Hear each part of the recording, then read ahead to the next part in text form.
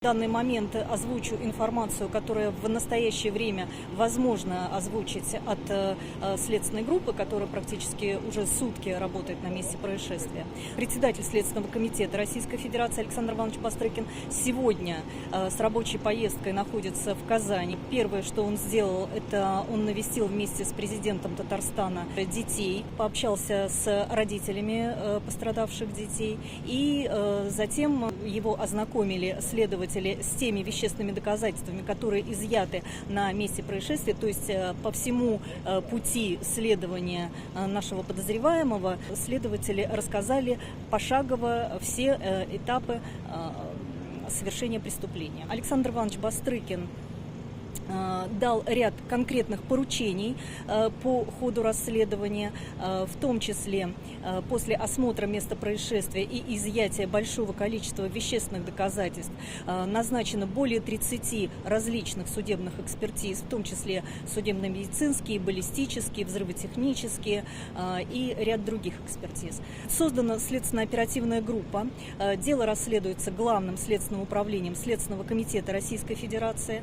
В следственную группу включены более 100 следователей, криминалистов и экспертов Следственного комитета. Оперативное сопровождение осуществляют наши коллеги, оперативные сотрудники из МВД и ФСБ региональных управлений.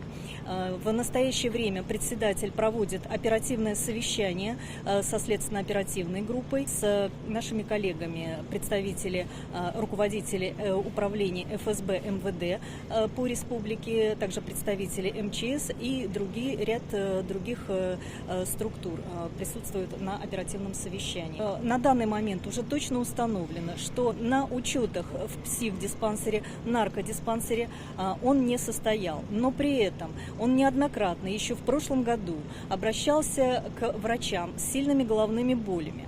В настоящее время эта медицинская документация изъята.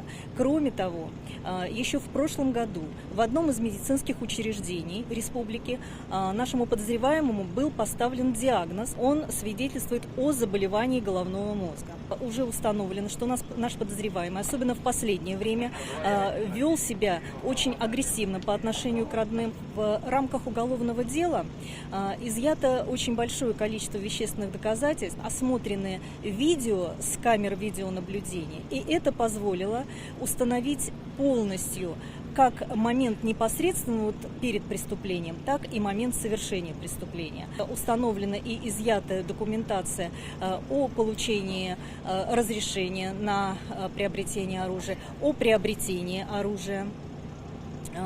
Также это все будет изучаться в рамках уголовного дела.